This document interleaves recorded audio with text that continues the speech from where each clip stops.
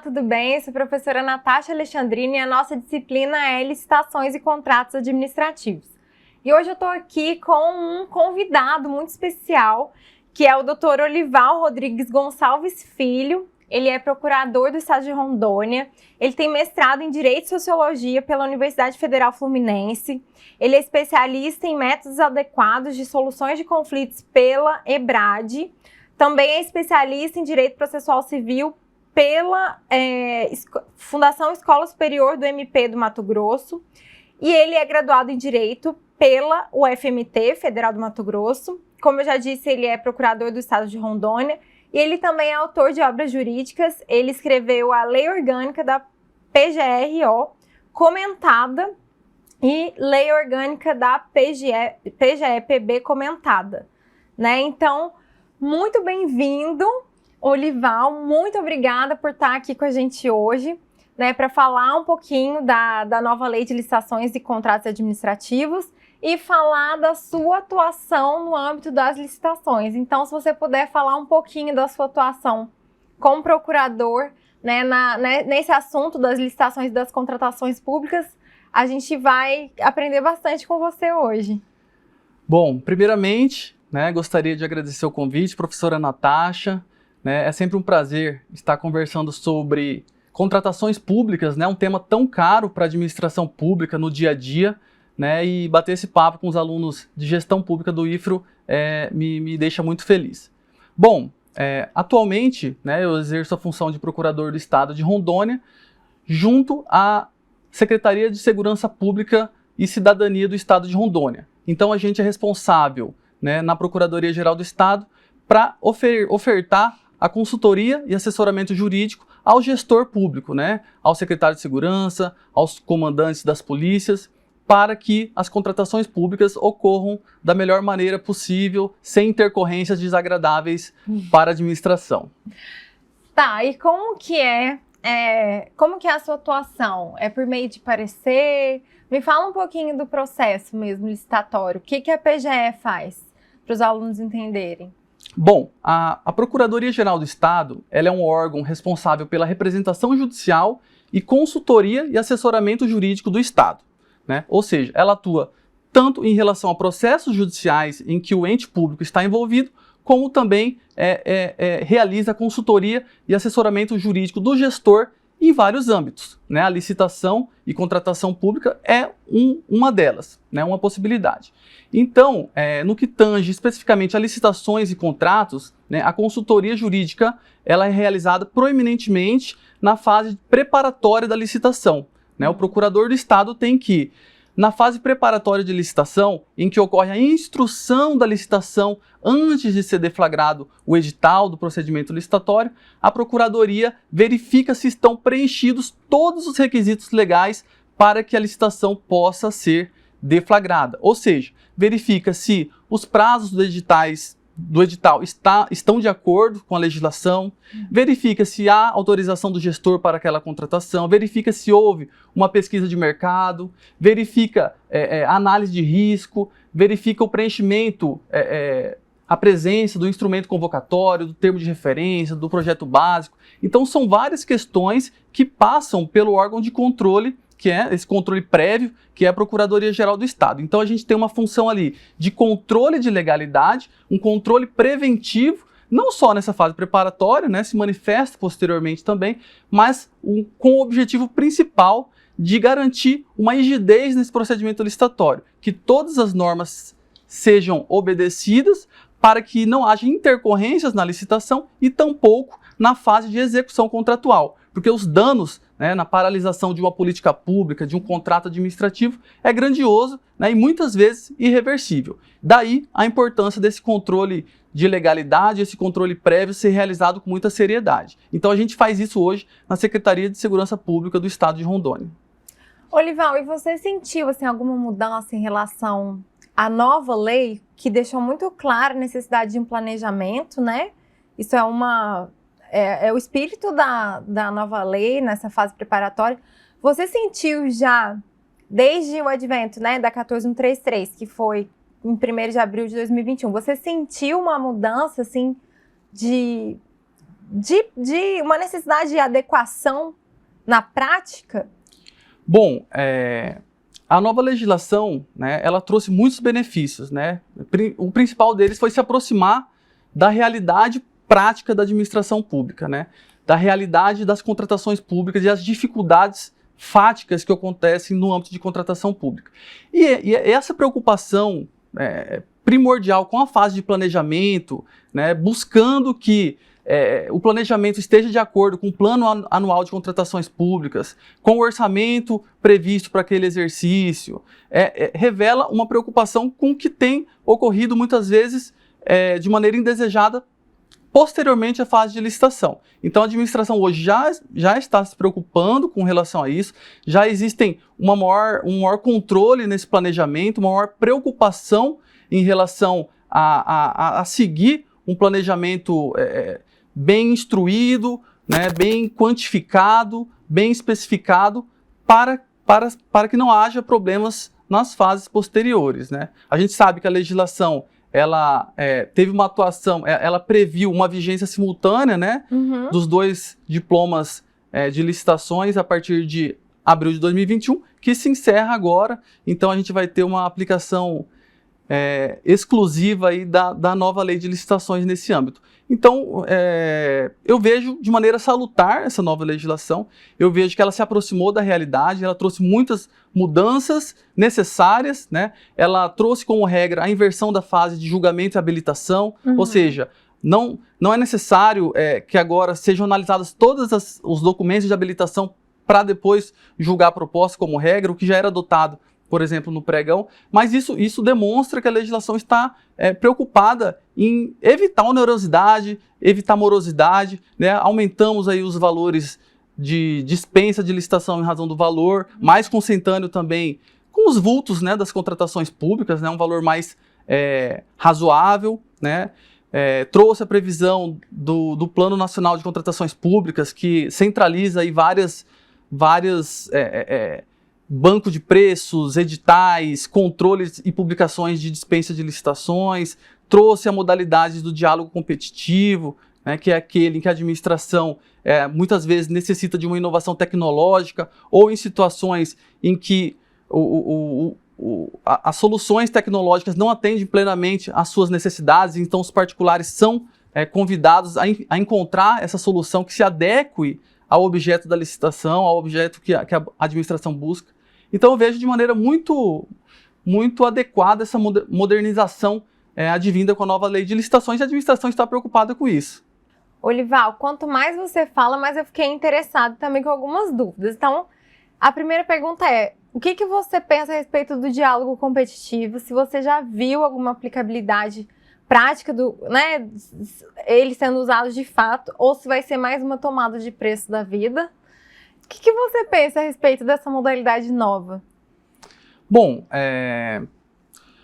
o diálogo competitivo, ele visa atender uma demanda que já existia da administração em geral para soluções criativas, soluções tecnológicas que muitas vezes não encontrava respaldo no estado de coisas que existia, né, no modelo de licitação que a gente tinha até então, né. Aqui em Rondônia especificamente, eu ainda não me deparei com uma situação, com uma demanda em relação a isso. Porém, é muito importante que o gestor tenha o conforto de saber que, em caso de necessidade de uma demanda que envolva uma inovação ou que seja necessária uma solução criativa, ele tenha essa possibilidade. Ele tenha essa possibilidade de encontrar, junto com o particular, né, que muitas vezes é muito empreendedor em relação a isso, soluções em prol do poder público. Então, embora eu ainda não tenha me deparado com uma situação no caso concreto, aqui no estado de Rondônia, eu acho que é muito importante essa aproximação do legislador com a administração pública. Bom, em relação às modalidades, a gente falou do diálogo, que é uma modalidade nova. E aí agora eu queria que você comentasse, se possível, sobre o convite, que é uma modalidade que foi extinta, né? Pela informação que eu tenho, muito porque era no convite que morava um problema de fraude na licitação, na prática. Então, Então, queria saber se você tem alguma coisa a dizer em relação ao convite. Né? O que você pensa dessa extinção? Se você já se deparou com problemas mesmo, né, que envolvem essa modalidade que foi extinta? Bom, em relação ao convite, como a professora mencionou, ela é uma previsão, é uma modalidade de licitação que foi revogada, né, vai ser extinta a partir agora de 1º de abril de 2023, porém, o que eu presencio na prática é muito pouco o uso dessa modalidade de convite, pelo menos no âmbito das secretarias em que eu pude atuar, né. É lógico, a nova lei de licitações traz meios auxiliares de procedimentos auxiliares, melhor dizendo, para contratações públicas, como credenciamento, manifestação de interesse, que busca garantir aí, e aí a ressalva da legislação, máxima publicidade em relação a isso, né, e permitindo que novos interessados se cadastrem, se credenciem para contratações que preencham os requisitos legais. Lógico, é possível, né, em tese, que exista aí uma desvirtuação, né, no uso das modalidades, no implemento das modalidades, mas os órgãos de controle estão aí para exercer essa fiscalização, essa responsabilização em relação aos agentes públicos que buscam trilhar caminhos fora da lei. Então, Olival, você mencionou uma data, né? 1º de abril, e não é mentira, a gente tá falando sério, de 2023. E aí, você acredita que vai ter uma prorrogação, né, que a nova lei de licitações 14133 só vai vigorar depois, porque a gente tá com um problema, né, nos municípios, nos estados, ou... É lógico que a gente não tem bola de cristal para fazer, mas o que você pensa a respeito, né, dessa temática? Acha que já vai ser exclusivo a partir do 1/4/23? Ou entende que não tem estrutura para tanto? Né? Porque a gente teve 2 anos. E eu lembro que quando foi 1º de abril de 21, eu falei, esse povo só vai se preocupar com isso em 2023. E foi o que aconteceu. Então, no seu entender, sobre essa questão, o que você pensa a respeito disso? Bom, de fato, existe uma grande preocupação, não só da administração pública, mas também dos órgãos de controle em relação à aplicação, né, exclusiva da nova lei de licitações 14133 de 2021. Por quê? Porque ela exige uma série de adaptações da administração pública. Ela exige qualificações dos servidores públicos para que a nova implementação, né, a readequação da legislação ela ocorra dentro da normalidade, né, já que agora não teremos mais a aplicação daqui em diante da lei anterior, né, o regime anterior regido pela 8666 de 93. Inclusive porque em alguns momentos, em vários momentos, na verdade, da 14133, fala da necessidade de editar um regulamento. Né? E aí, nesse caso, os estados e os municípios, não seria recomendável que os estados e municípios pegassem um Ctrl+C, Ctrl+V da União e colocassem, né, como seus regulamentos, porque cada ente federativo tem a sua especificidade.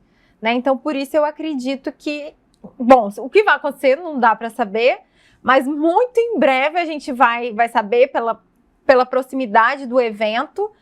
Mas sim, tem esse entendimento bem robusto no sentido de atualmente está inviável. Da forma que está inviável, estaria inviável, né? Principalmente para estados e municípios pequenos. Estado nem precisa ser pequeno, não. Parece que você vai saber dizer melhor do que eu, mas que está difícil realmente, né? Que não teve essa regulamentação da forma que deveria ter sido. A preocupação é principalmente com o estabelecimento, né, com a edição de uma regra de transição para adequação a essa nova legislação. Né? Hoje a gente não sabe qual será o marco temporal para a aplicação da nova legislação. Né? A legislação ela possui atos preparatórios, possui uma fase interna, possui uma fase externa. Esses atos poderão ser aproveitados a partir de que momento? A partir de que momento a gente pode ter um marco temporal da aplicação da nova legislação? Né? Da deflagração da fase interna, da publicação de um edital de licitação. Então, essa regra, né, de transição, ela se faz necessária em razão dessa dessa proximidade, né? É lógico, a administração teve 2 anos para isso, porém, a realidade é que muitos entes possuem sérias dificuldades para fazer uma plena adaptação e adequação a essa nova legislação. A gente vai conversando, eu vou lembrando de situações.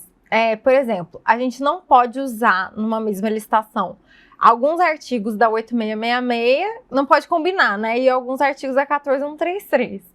Aí logo que saiu a 14133, não foi aqui em Rondônia, foi, não lembro, um lugar X.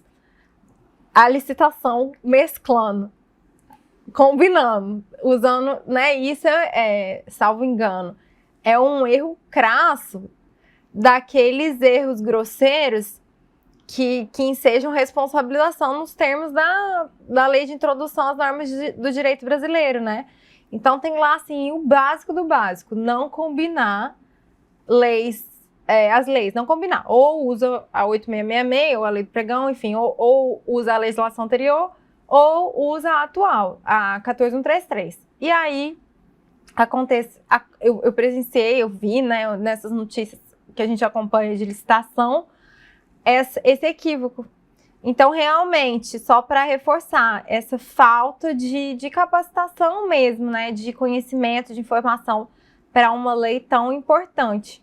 Então, são vários os dilemas, né, dessa aplicação. Exatamente. E a legislação ela é muito clara em relação a isso, né? Ela facultou, quando ela entrou em vigor, ela facultou ao gestor a aplicação de um ou outro diploma, né? Isso deveria ficar muito claro desde o momento da fase preparatória da licitação. Era uma faculdade, era discricionária do gestor se valer da lei anterior, ou melhor, da lei 8666 ou da 14133, porém isso deveria ficar muito claro já desde a fase preparatória da licitação. Agora, mesclar as legislações realmente não está em consonância aí com o nosso ordenamento jurídico. E aí eu ressalto mais uma vez a importância do controle preventivo, do controle de legalidade, por exemplo, do órgão de assessoramento jurídico do Poder Executivo, né, da Procuradoria-Geral do Estado, para evitar que essas situações ocorram. Por quê? Porque a gente vai ter um desdobramento muito ruim, muito infeliz nessa licitação. Ela pode ser impugnada, ela pode ser anulada, né, o contrato pode sofrer questionamentos. Então é muito importante que o assessoramento jurídico instrua o gestor em relação à aplicação da nova lei, né, os moldes em que pode ser aplicada a nova legislação ou a antiga nesse período de vigência simultânea. Olival, e o que você tem visto mais na sua prática? Os gestores da administração estão usando mais a atual Lei 14133, aliás, todos estão simultaneamente no mundo jurídico. Mas o que você tem visto mais? A aplicação de licitação seguindo a nova legislação ou a anterior? E aí eu já vou até passar para o próximo assunto, que é contratação direta, porque eu ouso dizer que na contratação direta estão usando mais a lei atual. Estou certa? Diga aí, de forma geral, por favor, o que você tem visto? Bom, na minha experiência prática, né, o que eu tenho visto é que ainda o gestor tem optado pela aplicação da Lei 8666. Né? Então, em regra, as licitações estão seguindo o regramento anterior, né, a lei que será revogada a partir do próximo mês.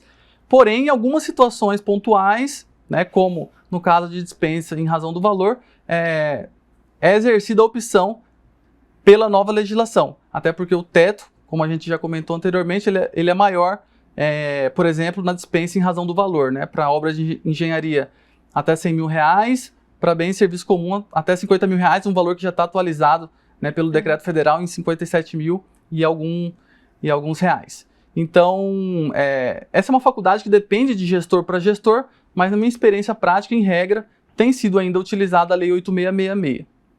Quantos por cento, mais ou menos? Mais ou menos, estimativa, 80%? 80% ou até um pouco mais. Olha só, isso é interessante, muito interessante.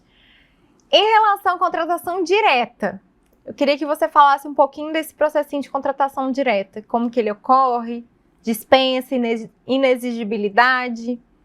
Bom, A nossa Constituição Federal, ela estabelece no seu artigo 37 que as contratações de bens e serviços, aquisições de bens e serviços pelo poder público, ele deve ocorrer em regra por meio de procedimento licitatório, né, que o procedimento licitatório permite aí o exercício a aplicação de uma isonomia, né, a aplicação de um caráter competitivo, visando selecionar as melhores propostas, né. Então, em regra, as licitações, as contratações devem ocorrer mediante procedimento licitatório. A própria legislação, né, estabelece em algumas situações hipóteses em que o administrador poderá fazer a contratação desse bem, desse serviço, por exemplo, por meio da dispensa de licitação, ou seja, sem que seja instaurado um procedimento licitatório propriamente dito, né? São as hipóteses de dispensa de licitação ou também as hipóteses de inexigibilidade, né? Nesses casos, é importante que se diga, embora seja dispensado o procedimento licitatório, é necessário que o gestor instrua o procedimento com todos os requisitos trazidos pela legislação, né? É importante que ele faça um planejamento, que ele justifique a contratação, que ele justifique e explique por que optou por aquele fornecedor, que ele traga uma pesquisa de mercado para aferir se aquela contratação está de acordo com os preços de mercado, né? E aí não entra só a consulta, né, o orçamento com o fornecedor diretamente, você tem que fazer buscas por bancos públicos de preços. Posso fazer um parênteses? É fato ou fake? Consultar 3 preços é fato ou fake? Esse entendimento já está superado pelo Tribunal de Contas, né? Ele entende que isso por si só não é suficiente para ter uma baliza, né, do preço de mercado. Então é fake. Então hoje é fake e não é recomendável que somente se proceda dessa forma. Gente, só para esclarecer, se alguém por acaso não pegou o que eu acabei de falar, é que é de praxe, né, falar, se você for fazer uma contratação direta, tem que pegar preço com 3 fornecedores, não é isso? Exato. E assim, na doutrina, né, quem estuda sobre esse tema fala, não sei de onde que saiu essa fake news, porque não é bem assim, né? É muito mais amplo que isso, não é? É muito mais amplo que isso e a própria legislação traz outras possibilidades para que o gestor possa se precaver em relação a isso. Como eu disse, pesquisa em bancos públicos, a verificação do gestor de contratos anteriores daquele fornecedor que ele possua em outras situações, com a própria administração, com outros entes.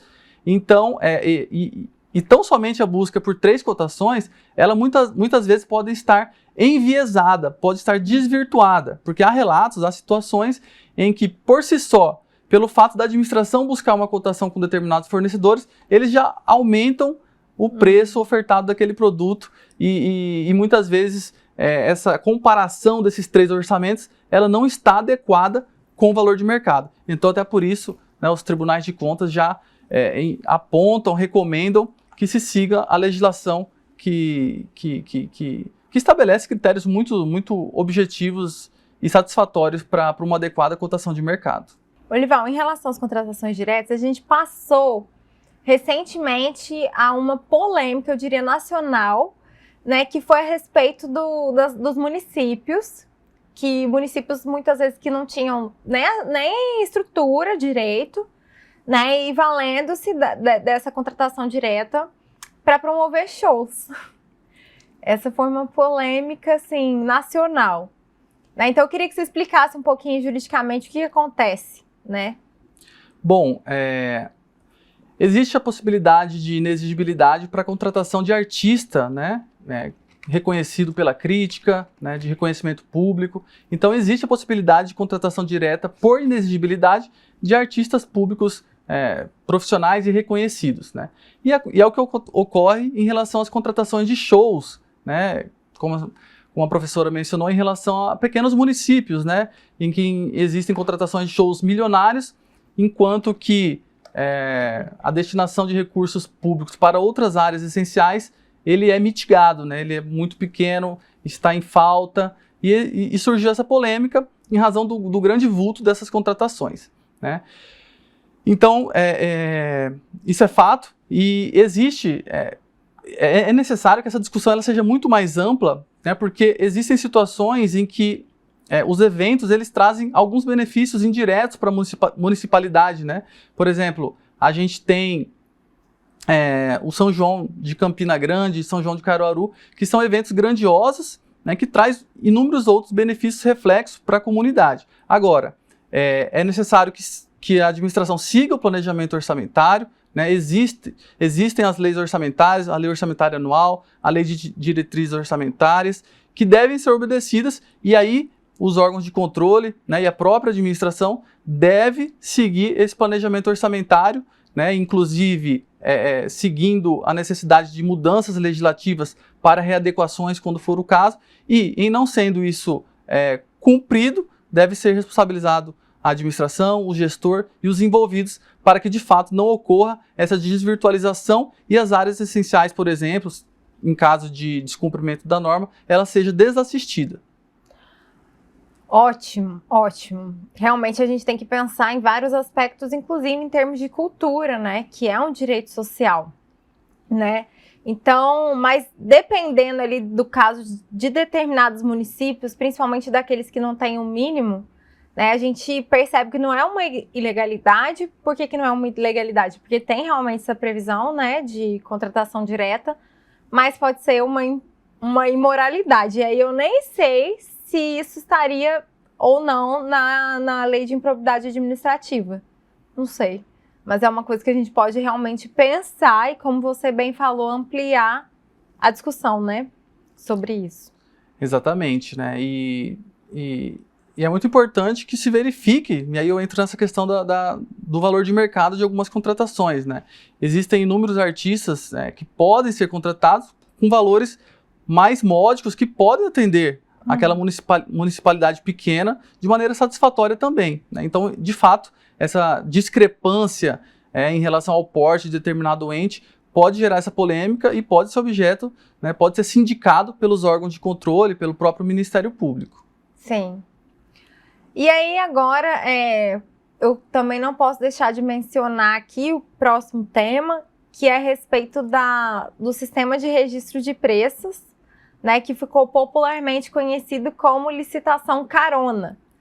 Então, pelo que eu li, né, a princípio a carona era muito mal vista pelo Tribunal de Contas, mas atualmente está muito sedimentado, porque a nova lei colocou em detalhes a adesão à ata de registro de preço, né? E na sua atuação, Olival, como procurador, como que você entende, né, a licitação carona? Já que ela também tem benesses, né? Ela traz benefícios para a administração. O que você pensa a respeito da carona? Bom, o sistema de registro de preços, ele é um procedimento auxiliar, né, em que garante, né, o registro de preços do fornecedor vencedor por um determinado período para atendimento das necessidades da administração de acordo com conveniência e necessidade de contratação naquele período. Ou seja, a administração, né, em regra, realiza um pregão eletrônico para registro de preços de determinados bens e serviços comuns e essa ata com esse fornecedor vencedor, ela é registrada por um determinado período de tempo para que a administração, quando houver necessidade, ela possa solicitar, né, do fornecedor a oferta daqueles bens nos termos cadastrados, né, nos termos registrados. Então a gente tem no procedimento de sistema de registro de preço 2 atores principais e um terceiro que é o não participante, né, mais conhecido como carona ou aderente. A gente tem o órgão gerenciador, né, o órgão gerenciador é o órgão responsável pela condução desse procedimento, em regra, licitatório do sistema de registro de preço por meio de um pregão, e os órgãos participantes. Os órgãos participantes são os órgãos que são que externam as suas necessidades. Né? Exemplo, eu preciso de 500 garrafões de água mineral para atendimento desse órgão. E vários outros órgãos eles podem também apresentar essas necessidades nas especificações e nos quantitativos delimitados. E aí é realizado esse pregão e esse preço, o vencedor é cadastrado para que os órgãos possam solicitar aqueles bens nos momentos em que forem necessários. Né? Isso gera uma maior celeridade na aquisição desses bens e garante para a administração um maior planejamento. E o terceiro ator, como a professora mencionou, são os não participantes, são os caronas, né? São os órgãos que não participaram dessa solicitação desses bens inicialmente durante o curso do procedimento licitatório, porém a legislação possibilita, e agora a nova lei tem uma previsão em relação a isso, que esses órgãos não participantes solicitem aqueles bens que estão cadastrados inicialmente para outros órgãos, né? Ou seja, permite que ele possa fazer a contratação direta daqueles bens que já estão cadastrados em determinado órgão ou ente público. Então, é conhecido como carona, né? Porém, a legislação traz algumas restrições em relação ao carona. Por exemplo, o quantitativo registrado por um determinado órgão. Eu quero 100 galões de garrafa de água, eu quero 100 uniformes para a Polícia Civil.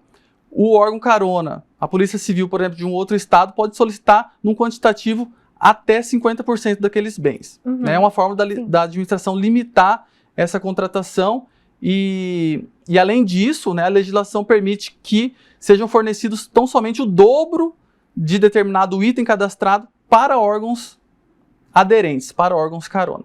Então, a polêmica, né, de fato existia. Por quê? Porque não havia uma previsão expressa legal, né? Era uma regulamentação mediante decreto federal, que a prática, né, a necessidade da administração, o dia a dia da administração, as urgências do dia a dia faziam com que essa prática se disseminasse de uma maneira que era vista com ressalvas pelos órgãos de controle, justamente porque a licitação tem que ser o meio ordinário de contratações. Mas hoje existe já essa possibilidade, né, os órgãos aderentes podem solicitar, havendo a previsão, eles podem solicitar, né, o órgão gerenciador verifica se está dentro do montante permitido, verifica o aceite do órgão do fornecedor, e aí pode ser formalizada essa liberação desse bem ou a contratação.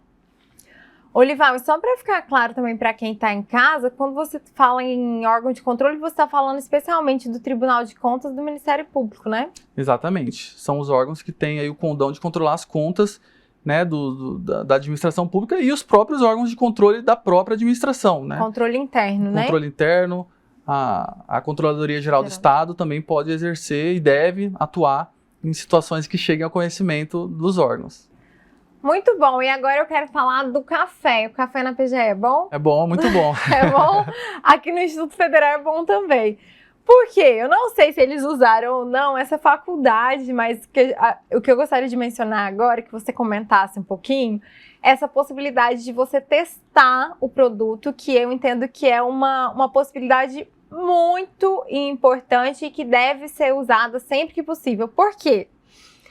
Eu sou professora e eu uso pincel, e às vezes o pincel não chega até o final do semestre, e eu fico pensando assim, uma amostra já revelaria que muitas vezes o menor preço não é o melhor custo-benefício, né? Então, eu queria que você comentasse um pouquinho como que ocorre, né? Se os administradores públicos usam dessa possibilidade de pedir a amostra do bem, do produto para ver a qualidade? Exatamente, é muito importante esse ponto que a professora mencionou em relação à vantajosidade, né? A vantajosidade não é somente o critério econômico que é avaliado, né? Existem outros pormenores, outras especificações técnicas que às vezes são necessárias, né, para atender às necessidades da administração. E é possível, sim, que numa licitação seja exigido o fornecimento de uma amostra, né? Eu já vi na prática, inclusive, com fornecimento de refeições, né, para presos, né? As empresas, elas se obrigam são obrigadas a oferecer uma amostra de seus exemplares, né, lanches, café da manhã, jantar, para que sejam aferidas a obediência a normas sanitárias, por exemplo. Então, isso é muito bom, porque permite que a administração realize uma contratação que realmente atenda aos critérios ali delineados no instrumento convocatório e às suas necessidades reais, né? Gente, quanto mais a gente vai se informando, as dúvidas vão surgindo, como eu mencionei. A gente está passando por esse momento de transição, então é muito importante ficar realmente atento, né, ao que está acontecendo e sempre estudar. E para isso, Olival, a gente tem uma ferramenta que se chama Minha Biblioteca, que tem um acervo gigante de obras bem atualizadas, que eu sempre indico para os alunos seguirem a matéria consultando a Minha Biblioteca. E aí, para a gente encerrar a nossa entrevista, que está muito boa, eu quero saber o que você, Olival, pensa a respeito da nova lei, né? Se houve uma inovação e qual que é a sua opinião como atuante, né, na vida pública, na área de licitações, o que você pensa a respeito dela mesmo, se ela trouxe inovações? Bom, eu vejo de maneira muito salutar, né, a nova lei de licitações, né, eu acho que atendeu o administrador em algumas necessidades que haviam, né, e que não eram plenamente atendidas, né, como a própria previsão da modalidade de diálogo competitivo, né. Vejo que alguns pontos foram aperfeiçoados, né, com uma inversão de fases de julgamento e habilitação como regra, evitando dispêndios desnecessários na fase de julgamento, de habilitação das empresas. Então, espero que o administrador ele possa realmente enfrentar com seriedade esse novo diploma, qualificando seus quadros, né, adotando os instrumentos postos à disposição para que a gente tenha aí uma contratação pública que reflita de fato com uma política pública isenta, impessoal e que satisfaça as necessidades do poder público. Ah, Olival, eu adorei, a gente aprendeu muito, tenho certeza que tanto os acadêmicos e acadêmicas que estão em casa, quanto eu também aprendi muito, então só tenho a agradecer, muito obrigada. Obrigado. Volte sempre aqui nos estúdios do IFRO para falar sobre licitações e contratos. E, gente, sigam o Olival nas redes sociais, ele posta um conteúdo muito bacana. Qual que é o seu Instagram? Instagram é Olival Rodrigues, _ no final. Tá ótimo, gente. Muito obrigada. E com isso a gente encerra a nossa entrevista hoje. Obrigada.